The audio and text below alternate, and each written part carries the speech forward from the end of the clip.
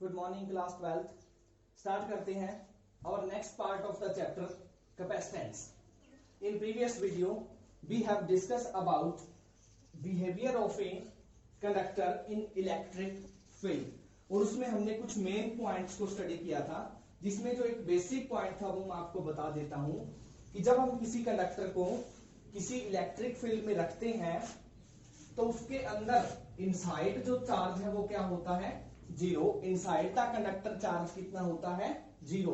और जो extra charge हम देते हैं वो उसके सरफेस के ऊपर लाई करता है, उसके सरफेस के ऊपर रहता है। जैसे मान लो इसको हमने क्या चार्ज दिया है, तो उसी कॉन्सेप्ट का हम यूज करते हैं कैपेसिटेंस में। किसमें यूज करते हैं, कैपेसिटेंस में। क्या कहा है मैंने कि जब हम किसी कंडक्टर को इलेक्ट्रिक फील्ड में रखते हैं तो उसके इनसाइड चार्ज जीरो हो जाता है, लेकिन अगर हम उसे एक्स्ट्रा चार्ज प्रोवाइड करेंगे तो वो चार्ज है वो उसके सरफेस पे रेजाइड करेगा, यानी उसके सरफेस पे रहेगा। और इसी फिनोमिना, इसी प्रोसेस का हम यूज करते हैं कैपेसिटेंस में। तो क्या होता है कैपेसिटेंस? कैपेसिटेंस है उसको सी से लिखते हैं, इसको कैपेसिटी भी बोलते हैं। नेक्स्ट जो हम टॉपिक करेंगे नेक्स्ट वीडियोस में, वहां पर ये कैपेसिटेंस कैपेसिटी के रूप में भी आएगा। तो कैपेसिटेंस या कैपेसिटी क्या होती है? The electric capacitance is the measure of ability to hold charge by a conductor. ये किसकी मेजर होता है? ये एबिलिटी ऑफ चार्ज की, कोई भी कंडक्टर है वो कितना चार्ज स्टोर कर सकता है, उसकी एबिलिटी को बोलते हैं हम कैपेसिटेंस। क्या बोलते हैं? कैपेसिटेंस। तो प्रैक्टिकली ये देखा गया है कि जितना हम उस पर चार्ज स्टोर कराएंगे, charge is proportional to voltage applied. क्या वो इज प्रोपोर्शनल टू वोल्टेज, यानी चार्ज किसके प्रोपोर्शनल होगा, वोल्टेज के प्रोपोर्शनल होगा। और प्रोपोर्शनलिटी के साइन को हटाने के लिए यहां पर हमने कांस्टेंट लिया है सी, यानी क्या वो is equal to C V. Very important relationship है, क्या वो is equal to C V, यानी charge holded by any conductor is proportional to potential or is equal to capacitance into potential, where C is a constant known as capacitance of the conductor। इसको capacitance बोलते हैं। तो capacitance किसके बराबर होता है? Charge upon voltage, यानी कोई भी कंडक्टर है वो कितना चार्ज होल्ड करेगा, ये डायरेक्टली और इनडायरेक्टली कैपेसिटेंस पे डिपेंड करता है। और ये कैपेसिटेंस किन फैक्टर्स पे डिपेंड करता है? Number one, size and shape of the conductor, कि हमने साइज और शेप क्या लिया है कंडक्टर का, लार्ज है, स्मॉल है, स्फेरिकल है या लीनियर है।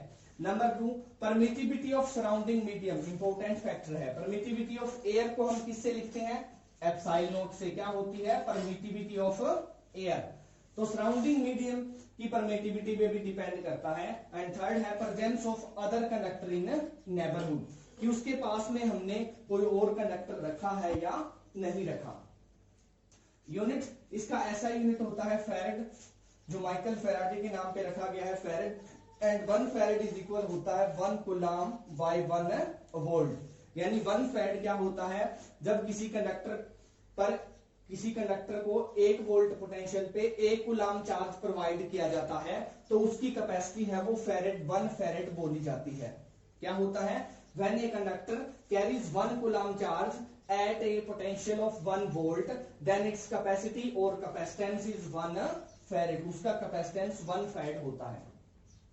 डायमेंशंस क्या होती है इसकी? डायमेंशंस होती है m-1 l-2 t4 a square. These are the dimensions of capacitance और कैपेसिटी। ये आगे हम थोड़ा सा कॉन्सेप्ट को रिवाइज करेंगे तब समझ में आएगा कि कैपेसिटेंस और कैपेसिटी दोनों सिमिलर ही होती हैं।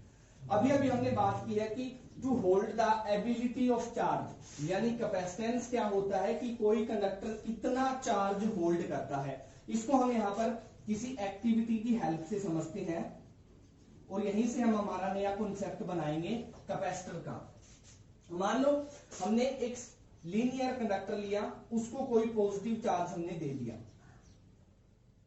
कोई भी पॉजिटिव चार्ज उसको हमने क्या प्रोवाइड कर दिया। अब ये एक्स्ट्रा चार्ज नहीं ले सकता। सपोज करते हैं कि ये और एक्स्ट्रा चार्ज नहीं ले सकता।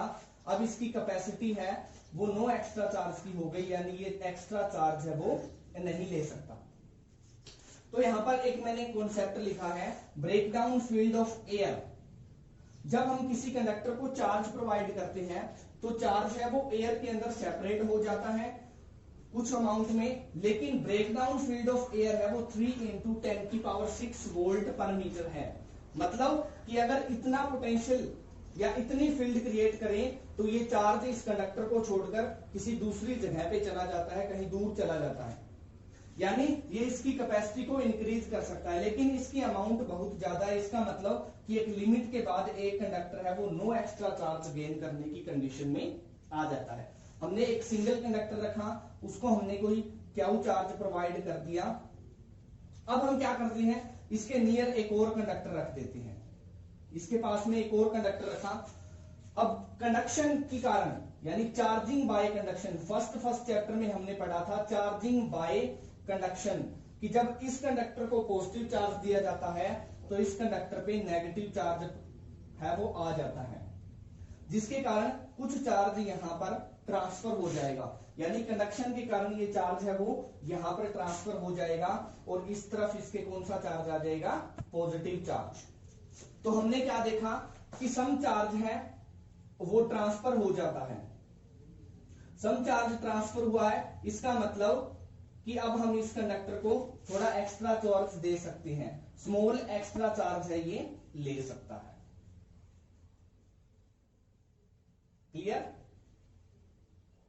ओके। अब हमने क्या किया, सेकेंड राउंड में हमने किया सेम कंडक्टर है हमारे बोथ द कंडक्टर्स, एक को हमने क्या चार्ज दिया था, दूसरे ने चार्ज बाय कंडक्शन को चार्ज गेन किया, और तीसरे कॉन्सेप्ट में हमने क्या कर दिया, जो इसकी इधर वाली प्लेट है उसको हमने अर्थ कर दिया, यानी ये जो प्लेट है, ये जो कंडक्टर है, इसको हमने अर्थ कर दिया, तो ये वाला जो चार्ज है वो अर्थ में ट्रांसफर हो जाएगा और ये प्लेट और एक्स्ट्रा चार्ज ले सकती है, इसके ऊपर हम मोर एक्स्ट्रा चार्ज है वो दे सकते हैं, यानी इसकी कैपेसिटी को इंक्रीज किया जा सकता है।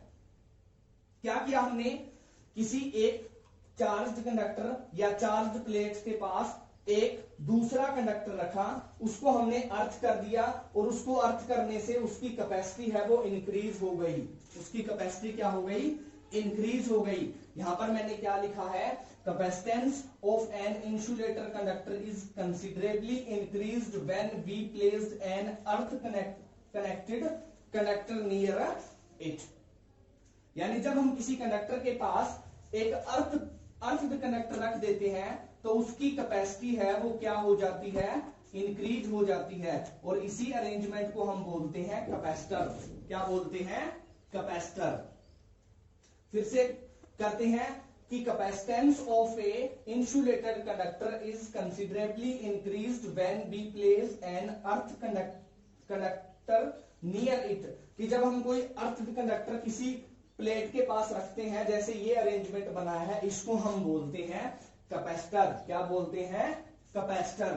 यानी कैपेसिटर क्या होता है, an arrangement of two conductors separated by a insulated medium that is used to store electric charge and electric energy, used to store electric charge and electric energy.